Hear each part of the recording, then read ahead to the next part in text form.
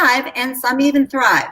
We'll cover the role of technology, how companies will be better prepared moving forward, and the silver linings found in the lessons learned. We have 3 experts joining us to share their perspectives, and although they have very different responsibilities and backgrounds, I think you'll really be amazed at the common threads that permeate the conversation. To start, each of them will answer one critical question that addresses a key issue, and then I'm going to step back and let them chat. We may have time for a short Q&A session at the end, so please submit questions through the comment function on YouTube. If we don't get to all the questions, we'll follow up with you within 24 hours.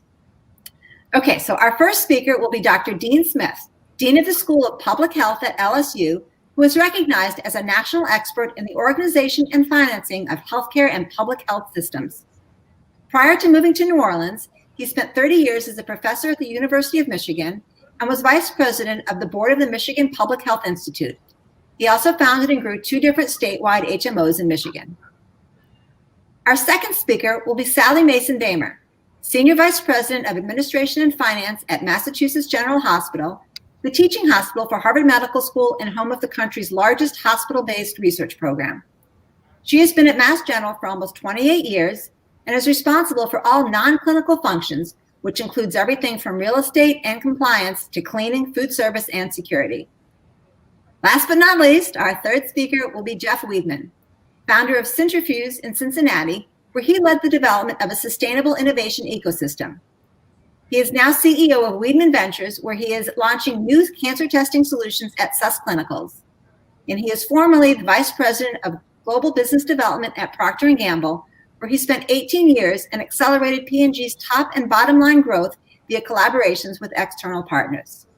So as you can see, we certainly have a brain trust here. So with those introductions, I want to thank you all for your participation, and we're going to get going. So the first question goes to Dean. So what everyone wants to ask the economist is, what was the impact of the COVID-19 pandemic on the economy?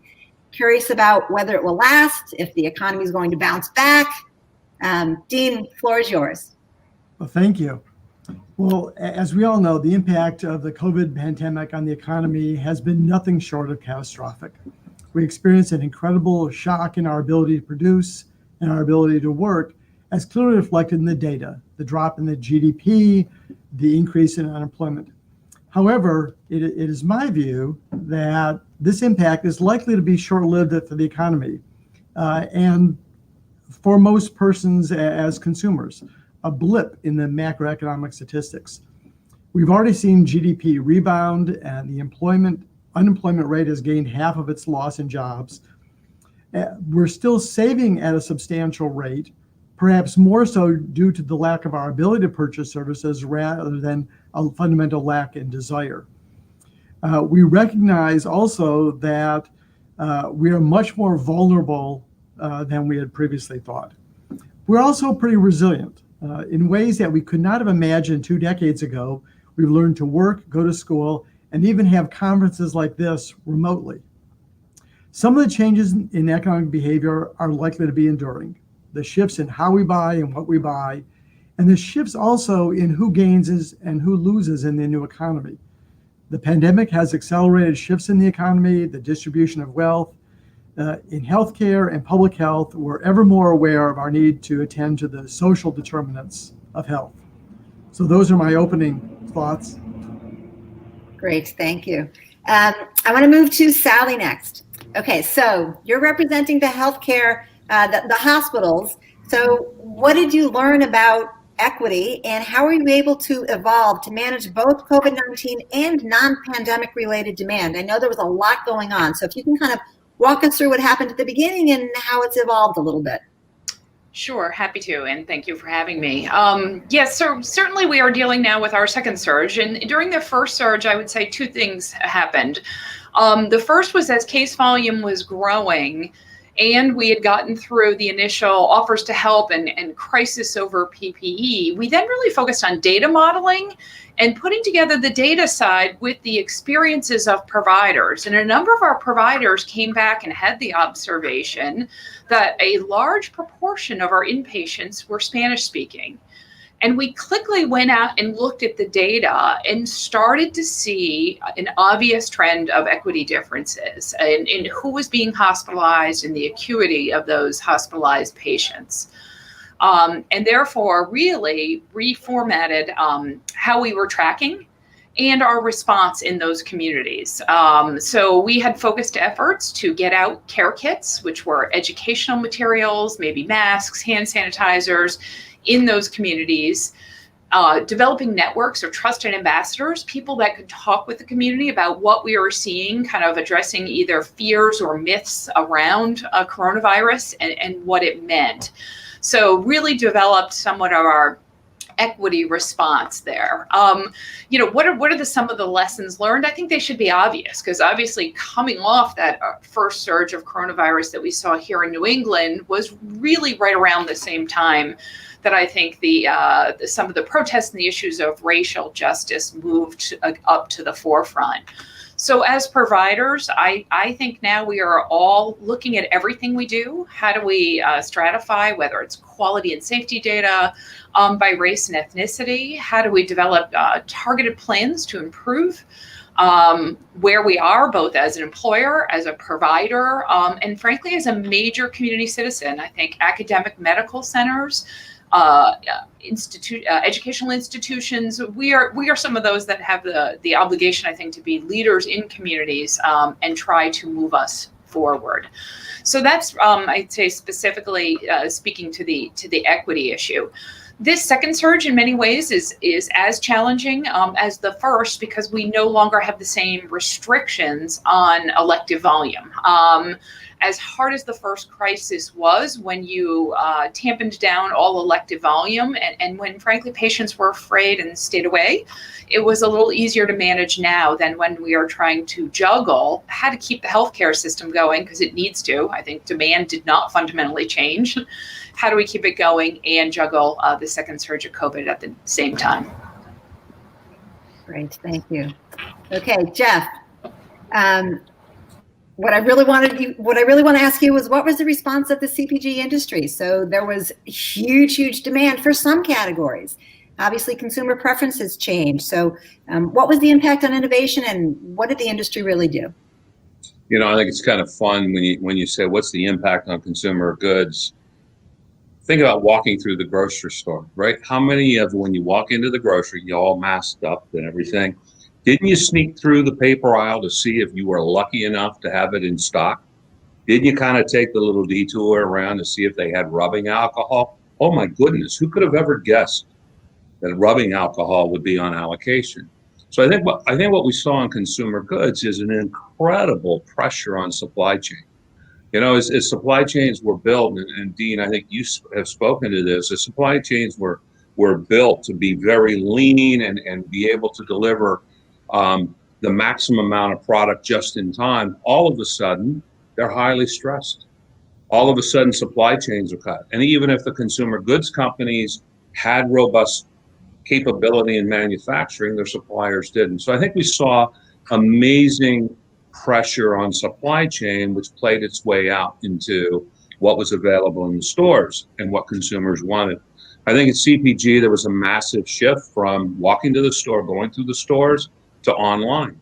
I mean, who amongst us has not had to move over for a Prime truck rolling down the road to deliver to our neighbors and a different one coming to our house? So I think from a distribution standpoint, there was massive change. I think the product mix, oh my goodness, cleaning products. If you look at it in the CPG industry, but you also look at it in the startups. I spend a lot of time with startups. I have multiple calls on people who had a startup in the middle of the pandemic with thermometers that could scan you when you walked into the store, and they were going to sell it. Interestingly, their supply chain went back to China. I can't tell you how many hand sanitizer companies got started. And so there was a spirit of filling the gap and innovation that we saw that I think was probably temporary. When it comes to innovation, I think it's been very challenging for new products, new companies, new brands to get a foothold. I mean, how do you get distribution in a store where you can't even go in and present it? I think what it's also done with people having to work remote is it's forced companies to start looking for their innovation more than just inside their own doors. When I stop and think about it, though, it's honestly, this is a great opportunity. This has shaken out a lot of inefficiencies in our supply chains, in our choices of products that we want to take to market. So I kind of look at the pandemic, and it's really tough, but it's also a wonderful opportunity. You know, Dean, I read your write-up, and as being a consumer goods guy at heart, I was very struck by your comments on what this means or could mean to big brands, as you talked about loyalty. Would you mind kind of commenting on what you're seeing there as an economist and what your thoughts are? Sure, thank you. You know, it's really interesting, and I'll say something, and you might completely disagree, which will make it a much more entertaining webinar. But we're seeing people uncertain about what is sort of the right thing to buy, what's safe to buy. Yes, Amazon will deliver anything to you, even a roll of paper towels in 24 hours, and return it for free. But people are observing scams, and they're seeing, you know, product that got to market too quickly. So I think people are tending to revert to brands as a signal of quality, as an indicator that, you know, it's something that's going to be worthwhile. And as you suggested, if you can't see it, if you can't touch it, and your only recourse of shopping is to order it and return it if you don't like it, you know, that's a lot of hassle. And so I think that at least in the short run, we're going to see people steering more towards brands, not just sort of at the small scale consumer products, but sort of large scale distribution as well, which may mean that companies have much more tougher decisions about sort of making new products, buying them, you know, how they source their innovation as well as how they innovate themselves. Now, can you comment about the Oh, I'm sorry, I couldn't hear you. reasons? Oh, sorry, you're clear now. Can you try again? Yeah, I just wanted to pick up on that thread, that supply chain thread with you, because when we talked, your supply chain has gone through some challenges, but for a little bit different reasons. So can you comment on that? Sure, it has. And I would say in healthcare, for better or worse, I think providers have been very used to having flush cabinets, right? And their perceptions during COVID, when we had to more highly centralize our supply chain, particularly the personal protective equipment, the PPE that was very hard to get, we became highly centralized. It was tough as a manager to hear particularly our staff, and sometimes it playing out in the media around the shortages and were we keeping the workforce safe? And it was tough because oftentimes my awareness is, no, we have it. We're just managing it in much different ways than we as a general public are used to. I think we are used to having an abundance, and when things are scarce, and being more carefully measured and allocated out, I think the psychology of that was very tough for our workforce. So we spent a lot of time on two things. One was having that dialogue with the workforce and being very clear around what the status of our supply chain was, being direct and honest. We had to spend a lot of time if we had to shift products. Healthcare is highly regulated. Testing, ensuring it was safe, and then educating staff on how to use perhaps a slightly different product. I mean, I will even announce if we're changing the brand of hand sanitizer. Staff notice and want to know why we're making those changes. And then finally, I think we could go back to Jeff's comment on innovation. I would say in the beginning, one of my biggest challenges, we were overwhelmed with offers to help. Industries who wanted to, because perhaps they weren't producing the same amount, move in and help. So face shields might be the best example. Anybody who was in plastics was, can you send us specs? Can we help create face shields to keep healthcare? That has has really dwindled a little bit since the beginning. But in the beginning, those offers to help from innovators was just unanticipated and almost overwhelming. So now in any crisis, we will be, I think, more formal about those portals of how people connect to us if they have an idea to help, and how we connect to the innovator community. I want to pick up on that innovation theme because that's something that I talked to all of you about. So innovation of product, but also of process. And when we talk about innovation, it's not just coming up with a new idea, it's getting that new idea to stick. Sally, you talked about, you accelerated a lot of processes. So how do you get those things to stick? Jeff, obviously, you focused a lot on innovation of companies and of products. What made this different? What was different about what people were forced to do? Is it because they were forced and didn't have a choice that they had to be more innovative? Well, honestly, I think that in some ways this was a massive disruption that the status quo was simply not going to hold. And there's lots of interesting quotes out there. Everyone has a plan till they get popped in the nose. I mean, that's a Mike Tyson quote. And so I think, necessity being the mother of invention in this place, all of a sudden companies could not be self-sufficient. And when you look at innovation, there's an awful lot I've experienced over my career of we invent our own stuff. We have the best processes. But when your employees can't come to work on it, when you can't move it through the system, then you have to start looking at other places. And I'm fond of saying that the consumer doesn't care where the innovation comes from. I suspect, Sally, none of your patients really cared who was the source of the mask that the nurse or doctor was wearing. They just care that it works. And if you break that mentality of let's get the best innovation, regardless of where it comes from, that allows you to start looking outside more often. And this whole open innovation, I think, is important. And I think this could help pivot more of that in the same way that Sally got lots of people volunteering. I suspect 9 out of 10 of them hoped that their contracts would survive post-pandemic so that they had a new customer. So I think in some ways, if we embrace this innovation and we don't care where it comes from, we just care that it comes to us so that we can take it to our clients, our customers. And you know what? It's probably worth a lot more with a brand name. If you put the Clorox brand name on a cleaning product right now, pretty trusted. Consumer doesn't ask, did you get that from that small startup in Pocatello, Idaho? They don't ask. So I think this concept of sourcing innovation hopefully will be accelerated because of the pandemic. I don't know if that's helpful. Yeah. Can I ask Sally a question here? I'll put her on the spot.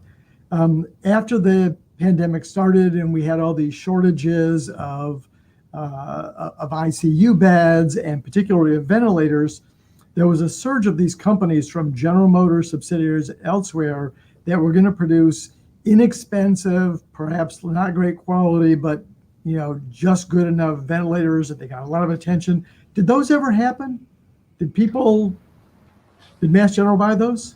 We did not buy those. I've read a little bit about it. We did not. I mean, as you might imagine, the country, right, could have done some level loading, which was another interesting concept around how we collaborate, because the pandemic spread to different regions in different times, how much you had to do from net new procurement versus perhaps how you developed a shared resource model, either in your local geography or a broader definition, were items that got discussion. So I think we were more ready from how would we borrow ventilators if we had hit up against that than going out and buying the net new ones. So we learned a lot about modeling, level loading, and some of those concepts that I would say were hopefully some things that'll stick going forward. Really, models to predict our supply chain. We didn't know how many N95 per day we were using, respirators, right? There was a lot about our own businesses that we didn't understand, that we needed to develop models to predict. How many ICU beds are we going to peak at? How many ventilators are we going to need? How do you calculate that demand? Because everything is based on what are we going to need. So curious about the definition of demand itself, a need versus a desire versus a want. Sally and Dean, we had both talked about elective versus emergent medical procedures. So can you guys talk a little bit about that changing definition of demand? Yeah, that's a tough one. And Dean, you should definitely take it. What I was very curious about is that we looked at the data during the first surge and we saw a number of medical conditions. I use strokes as an example, go down 30%. Clinically, that doesn't sound intuitive to anybody. That something like a stroke was fundamentally different. You can look to some things, less traumatic injury and other areas where demand did change. People didn't need the healthcare, but I mean that's a need, not demand. What we are really trying to track now is how, as people's perceptions of safety, what they are going to put off because they don't want to come into a hospital, and are there further downstream consequences that we should worry about because it was a necessary care that was deferred too long. So I think this story is going to take a longer cycle to play out. I absolutely agree, and where you stand always depends upon where you sit, and I sit in the School of Public Health.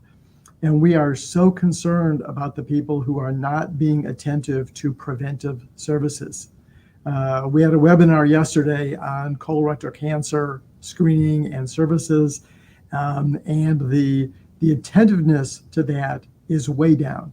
Now, we're hopeful that things like HPV vaccination will go up again as we overcome some of our inherent fears about vaccination. And once everyone has their shot, hopefully you all soon, we'll be in a better position, but it has disrupted our planning about how we assure that everyone in the community has access to preventive services.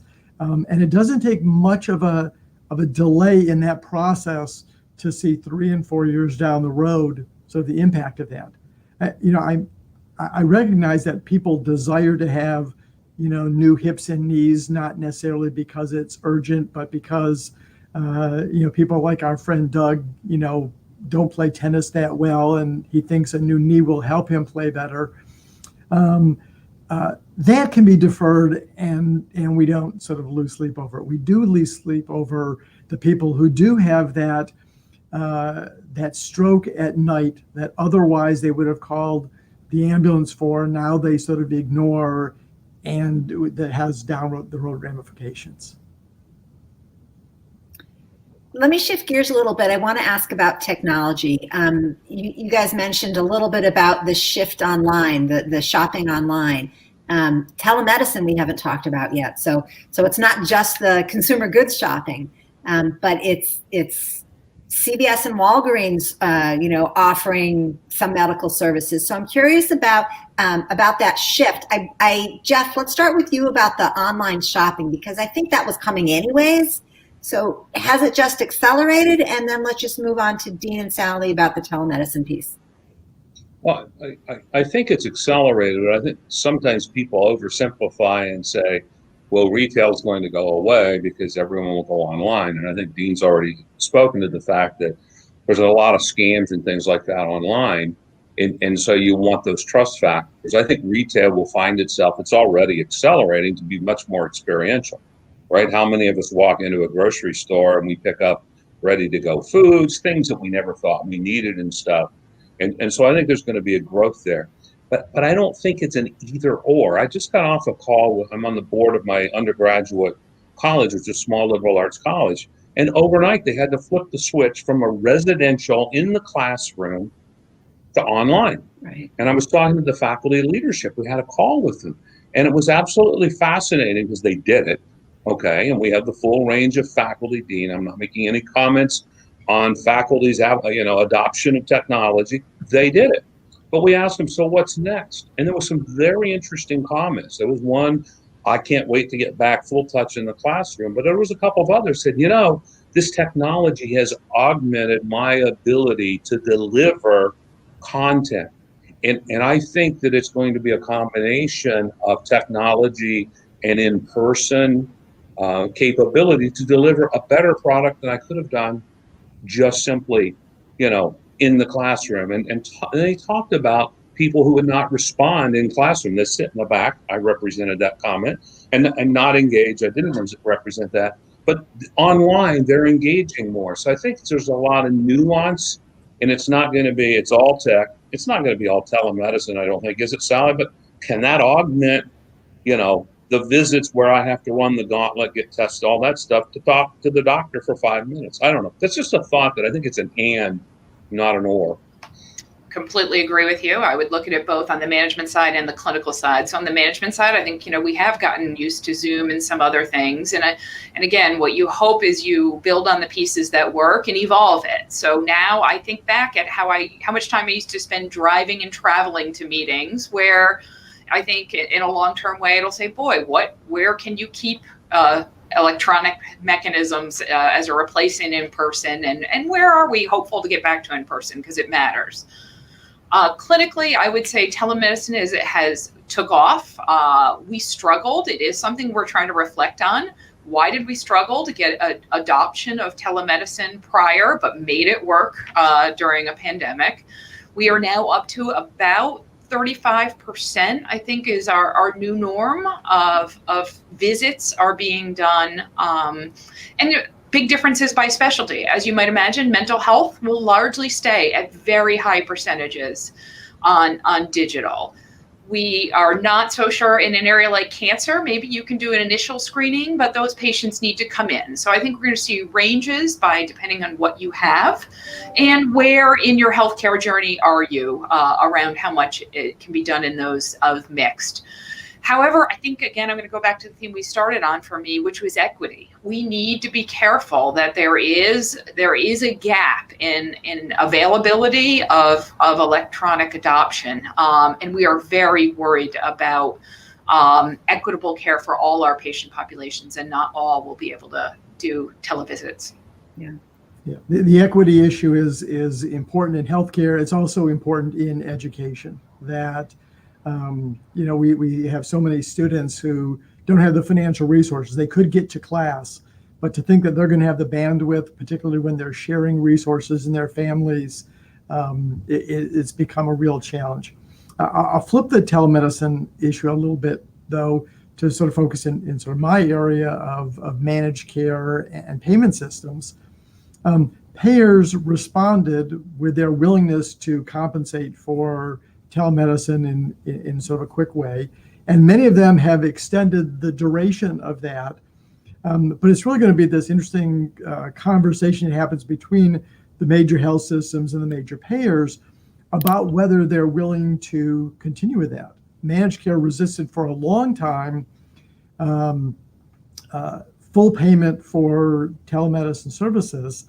And if the payment side isn't there, the delivery side won't be able to afford to provide it in the way that it has. Dean, just following up on the online piece, from a business perspective, kind of just curious to get your opinion on what that's going to mean for both suppliers, for the CPG suppliers, and for those retailers that are now playing a bigger role both in online delivery of CPG related products, but also of medical necessities and maybe even medical testing or vaccines. Yeah, I mean, it's not like the internet generation hasn't already hit us, right? We're clearly moving in that direction. This has accelerated what we're observing, but in many senses, this is sort of the way the future is going. You're too young to remember this, Kara, but there was a show called The Jetsons when we were children, where they used somehow microwave ovens and they looked at computer screens to talk to people in other sort of groups. So this is coming, and the pandemic has really accelerated trends in the consumer products here. And I think services and products are different here. Services have been pushed. But in the product space here, it's hard to push back on this. Right? You have people that will push back and say, yes, I'd rather see people in person than on a screen. But eventually for products, it's either going to be in your hand or it isn't. Right. And the electronics is how we buy it and how it gets delivered to us. But I haven't seen anything that suggests people don't want to have products. Right? They still want their stuff, right? We still want our stuff. Right. Go ahead, Jeff. Yeah, Kara, I want to take a slight vector on technology, which is we've kind of talked about service delivery, product delivery and stuff. Sally, you mentioned managing, and I both you and Dean have large organizations I suspect that you manage. One of the things I like to do is watch what's hot in the venture community. What are the startups that are getting funded? And I will tell you right now, HR plays in technology are very hot. They're popping up all over. They're getting funded. So as you think about it, a disparate, dispersed workforce, right? How do you build culture? How do you give feedback? How do you build mentorship? And there's lots of technology coming to play in that space, so that if I don't see you for a year, 6 months, whatever it is, I can stay in touch with you, not just on your work delivery and your product delivery, but who you are, meeting you where you need, what are your needs. And so it fascinates me that you can do that kind of mentorship, and some of these companies have amazing results. And it was kind of eye-opening for me, because mentorship for me, when I was mentoring someone or being mentored, it was usually going down and getting a cup of coffee and having a conversation. It didn't feel systemic, but there's a lot of money going there, and I'm deeply respectful of following investments, because that's the next generation. And lots of people pop up with great ideas. If no one's willing to fund it, it's either before it's time or it's not such a great idea. HR technology is coming. And I think it'd be interesting, Dean, how do you manage your organization? Sally, how do you manage an organization where you may or may not even see them? And what are the tools that you need, or do you have gaps in that? I'd be curious, because it fascinates me. Want to go, Dean? I would say we're talking a lot about this, and where those lines will be drawn, we don't know yet. One of the initial reactions is always, can this lead to real estate cost savings, right? But if the infrastructure is not there to support the quality of the interdisciplinary teamwork that you need to run a really good organization, you want to go cautiously at your primary driver being, how do we keep a remote model to save on real estate costs? So I'm glad to hear there's a lot of investment in that space, because I don't think, again, the way we've set up this kind of working together in crisis will be the right sustainable model going forward. Yeah. I think there's a lot of things about it that just are not, the boundaries between personal and professional lives, for example, have been very blurred. And part of that is the crisis, right? Schools aren't in a normal state. Various things about people's lives are not. So there's no hours of work anymore. People are constantly working. And is that sustainable? So I think there's a variety of challenges I'd love to see us debrief on, and then figure out what are the solutions out there that can help overcome those. We're a campus that is that's widely distributed, sort of across facilities, across sort of the state, and we moved to electronic systems for performance reporting and all of those things, as well as all of our HR trainings have been virtual pre the pandemic. And so I think sort of the ship has probably sailed on that, as companies, sort of looked at what other folks that were already sort of in distributed environments were doing. But to Sally's point, this is really critical. People are stepping up to this challenge that's facing their organization and the country for the pandemic. And so it's easy to go that extra mile and to really sort of put efforts into it. Whether that's sustainable is really unclear. There's a lot to be said for having that real conversation with someone over a cup of coffee. Absolutely. And actually, the digital workplace is the topic of our next 2 web sessions. So February will be focused on ops and the automation side, and then March will be focused on the people impact and HR. So absolutely, we're seeing that as well. Okay, I have one final question and one final topic, really, and that is loyalty and empathy, because I think a lot of people have been struggling. A lot of consumers have been struggling during the pandemic, whether it's for financial reasons or whether it's mental health issues. So how do institutions, how do companies, how do healthcare providers show empathy? And does that lead to longer lasting loyalty? Because obviously loyalty is something that we talk a lot about, those big brand, that loyalty that Dean and Jeff both alluded to. What is the impact during the pandemic? And if you show somebody empathy, does it make a difference? Well, I'll start and say, I threw that one at you. I hope empathy makes a difference independent of its impact on your bottom line. That as people, we have, I think, a responsibility to take care of one another. And I certainly hope that with a pandemic that has affected everyone, but the poor and vulnerable disproportionately, that we'll sort of grow some empathy here. And I hope it has a sort of a human resources or economic bottom line. But if it doesn't, I don't think it's wasted. So I might go a little broader, and I might define it. I'm hearing, I feel like more companies talk about some of their values. So for us, we are trying to be very transparent around, we call it safe care commitment, right? What are we doing to keep you safe when you come into our organization? I think we're trying to be very transparent around equity, that this pandemic has disproportionately impacted populations, and that we need to have a role in measuring that, sharing it transparently, and fixing it. So I think values and companies really articulating what their values are something I hope we continue to do and is sustained. But you are seeing more of it, I think, certainly in my industry right now. I would totally agree. I think you see most companies of any size are talking about their values. They're talking about what they want to do beyond selling another case or something like that. And I think that's a great trend to put those kinds of things front and center, because they're aspirational and people will start to measure against it. I also, though, think that it's not just what we say on the billboard, it's what we do. I had a call this past week from a young man that I mentored. He had just changed jobs from one Silicon Valley startup, it's actually kind of in a scale mode, to another one. And he was replacing a young man that was moving to a different job. And right after the guy that I mentored got there, the guy he was replacing died of COVID. And he got to see firsthand the CEO's intervention in terms of meeting with everyone in the department, asking people what they needed. My friend, also, his grandmother passed in like 2 weeks later. So here he is, changing jobs, new environment, new people.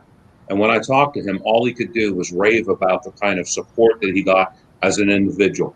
And I think those are the kinds of hands-on, real people actions that will build amazing loyalty. And I think that's, set the goal and then deliver in a very hands-on way. It's going to be in the execution. But it was amazing how he reacted to that. It was cool. Right. A lot of opportunity to be a good citizen and be a good friend these days. So thank you.